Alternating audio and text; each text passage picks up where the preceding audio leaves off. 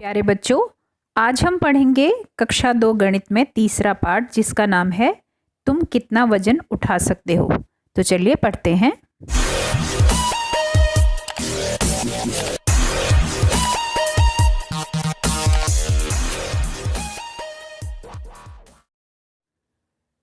चालाक गधा और भारी बोझा। संदीप के पास एक गधा है। वह रोज अपनी पीठ पर नमक की बोरियां ढोकर बाजार ले जाता है। बाजार जाने के रास्ते में उन्हें एक नदी पार करनी पड़ती है। एक दिन नदी पार करते हुए गधा फिसलकर नदी में गिर गया। जब वह उठा तो उसे बोरी काफ़ी हल्की लगी। तुम भी सोचो कि बोरी इतनी हल्की क्यों लगी। तो उसे बोरी हल्की इसलिए लगी होगी बच्चों, क्योंकि जो नमक होता है वो पानी में घुल जाता है। जब बोरी पानी में गिरी तो नमक पानी में घुल गया और बोरी खाली हो गई, इसीलिए गधे को बोरी हल्की लगी। गधा मन ही मन बहुत खुश हुआ। इससे उसे एक बात भी सूझी। अगले दिन नदी पार करते हुए चालाक गधे ने नदी में डुबकी लगाने की सोची। इस बार संदीप को गधे की चालाकी समझ में आ गई और उसने गधे को सबक सिखाने के बारे में सोचा। अगले दिन संदीप ने नमक की जगह बोरी में ढेर सारे ऊनी कपड़े भर दिए। सोचो तो, गधा जब इस बार नदी में डुबकी लगाएगा तो क्या होगा और क्यों। तो बच्चों, जब इस बार गधा नदी में डुबकी लगाएगा तो उसे बोरी बहुत ज़्यादा भारी महसूस होगी, क्योंकि उसमें ऊनी कपड़े रखे हैं और ऊनी कपड़े जब पानी में भीगेंगे तो वो पानी को सोख लेंगे और पानी सोखने की वजह से वो बहुत भारी हो जाएंगे और गधे को भी वो बोरी बहुत भारी लगेगी। राजू सीसॉ पर झूलना चाहता है। राजू को सीसॉ पर झूलने के लिए एक साथी की ज़रूरत है। रानी राजू की मदद करने आती है, फिर भी राजू सीसॉ पर नहीं झूल सकता। क्या तुम बता सकते हो क्यों? सही उत्तर पर गोला लगाओ। तो जो राजू है वो रानी से भारी है, इसलिए वो झूला नहीं झूल पा रहा है। तो हम यहाँ पर राजू रानी से भारी है, इस पर गोला लगाएंगे। असलम उनकी मदद करने आता है। चित्र देखो।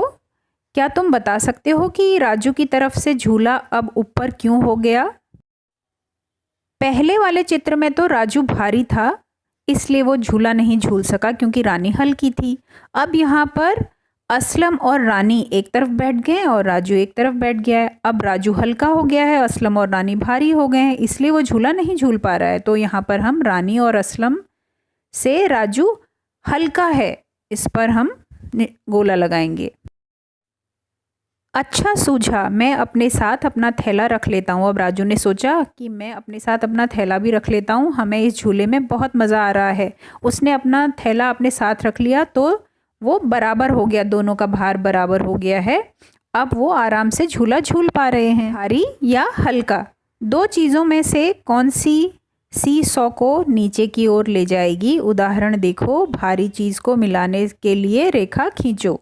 अब हमें यहाँ पर दो चीज़ें दी हुई हैं, एक चीज़ भारी और दूसरी चीज़ हल्की, और हमें बताना है कि उनमें से कौन सी चीज़ सीसॉ को नीचे ले जाने के लिए मदद करेगी, और उस पर हमने निशान भी लगाना है।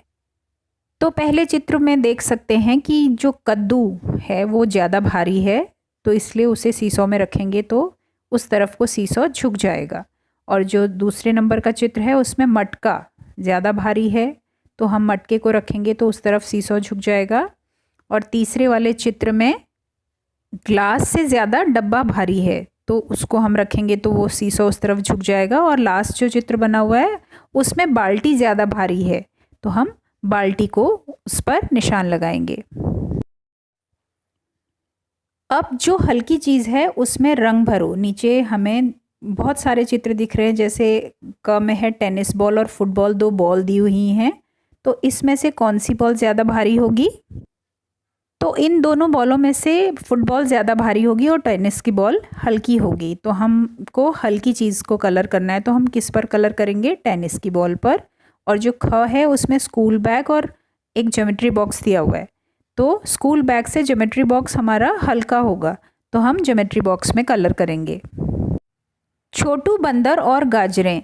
चिक्की और मिक्की खरगोश को एक थैला मिला, उसके अंदर गाजरें थी। चिक्की और मिक्की लड़ने लगे। मैं बड़ी गाजरें लूँगा, चिक्की बोला। फिर मिक्की बोला, नहीं मैं बड़ा हूँ इसलिए मैं बड़ी गाजरें लूँगा। छोटू बंदर उनकी मदद करने के लिए आया। हम दोनों गाजरों को बराबर बांटना चाहते हैं, लेकिन कुछ गाजरें बड़ी हैं और कुछ गाजरें छोटी, हम क्या करें? ये उन्होंने बंदर से बोला। तो बंदर कहता है, क्या मैं तुम्हारी मदद कर सकता हूँ? छोटू बंदर उनकी मदद के लिए कुछ लेकर आया। अंदाज़ा लगाओ कि छोटू बंदर चिक्की और मिक्की की मदद के लिए क्या लाया। बंदर के हाथ में उस चीज़ की तस्वीर बनाओ। तो बच्चों, आप बहुत अच्छी तरह से जानते हैं कि हम किसी भी चीज़ को तौलने के लिए तराजू का यूज़ करते हैं। हम सभी चीज़ें कहीं भी अगर सब्जी वाले के पास या फल वाले के पास जाते हैं तो वो भी हमें सब्जी या फल तराजू में तौल कर ही देता है। तो इसलिए यहाँ पर बंदर भी तराजू ही लेकर आया होगा। तो हम तराजू का चित्र बना देंगे। पता करो, तुम्हारे माता पिता परिवार के लिए गाजर खरीदते हैं, एक बार में वे कितनी गाजरें खरीदते हैं? तो एक छोटे से परिवार के लिए लगभग 1 किलो गाजर काफ़ी होगी। तो इसलिए माता पिता एक बार में 1 किलो गाजर खरीदेंगे। सब्जी वाला गाजर कैसे तौलता है? तो सब्जी वाला गाजरों को तराजू से तौलता है। सिमरन कितना उठा सकती है? सिमरन के पिता उसके घर के स्टोर से कुछ सामान रसोई घर में रखना चाहते हैं। सिमरन अपने पिता की मदद करना चाहती है। तो अंदाज़ा लगाओ सिमरन कौन सा झोला उठा सकती है। अंदाज़ा लगाओ कौन क्या उठाएगा। तो यहाँ पर सिमरन हल्का झोला उठा सकेगी। तो हम इसके उत्तर में लिखेंगे हल्का झोला। अंदाज़ा लगाओ कौन क्या उठाएगा। उसके पिता भारी सामान उठाएंगे।